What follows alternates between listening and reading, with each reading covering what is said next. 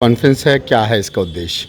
श्री राम जन्मभूमि प्राण प्रतिष्ठा समारोह जी 22 जनवरी को अयोध्या में अपने देश के राष्ट्रीय स्वयंसेवक संघ के सरसंघचालक श्रद्धेय मोहन भागवत जी एवं यशस्वी प्रधानमंत्री नरेंद्र मोदी जी के करकमलों द्वारा श्री राम जी की प्रतिमा का अनावरण, स्थापना, प्राण प्रतिष्ठा होने जा रही है। इस अवसर पर हम लोगों ने, पूरे न्यास ट्रस्ट ने प्रत्येक ग्राम तक इस अभियान को लिया है।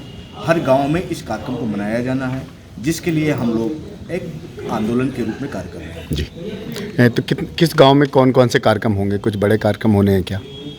प्रत्येक आपके बांदा नगर मुख्यालय पर कल 27 तारीख को समय 12 बजे से रामलीला मैदान बांदा से एक विशाल शोभा यात्रा, कलश शोभा यात्रा निकाली जाएगी, जिसमें शुभ सूचक जो भी यंत्र माने जाते हैं, हाथी, घोड़ा आदि से लेकर के रथों के अलावा भगवान राम की प्रतिमा के साथ में 1100 मात्र शक्ति कलश लेकर के नगर में भ्रमण करेगी। दसियों हजार अपने हिंदू युवा अपने गांव शहर के उस यात्रा में सम्मिलित होंगे। ऐसी यात्राएं प्रत्येक खंड स्तर पर निकाली जाएंगी। गांव में मंदिरों की सजाने की बात कही है आपने भैया, तो दोबारा जैसे भगवान राम जब आए थे लंका से वापस, उसी तरह एक फिर विशाल तरीके से दीपावली मनाने का विचार है। तो किन किन गांव में किस तरह से कार्यक्रम होंगे?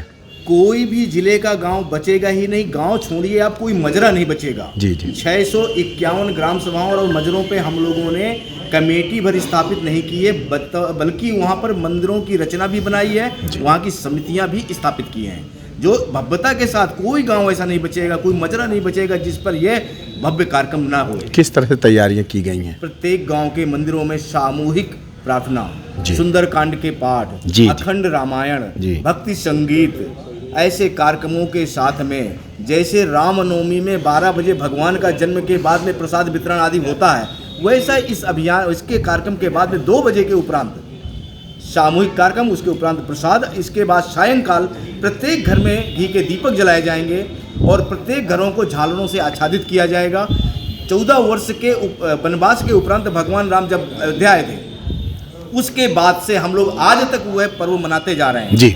लेकिन इस बार भगवान 500 वर्षों के वनवास के उपरांत आ रहे हैं, इसलिए हम और भी विशालता के साथ घर घर में ऐसा कार्यक्रम मनाने वाले हैं, दीपावली का महोत्सव। चंदेल जी, बांदा से ट्रेन में जाने की बात कर रहे थे, उन लोगों को किस तरह से ट्रेन में जाने की बात कर रहे हैं और किस तरह सुविधाएं मिलेंगी वहाँ पर लोगों को? अपने देश के संघ दृष्टि से 45 प्रांत हैं जी।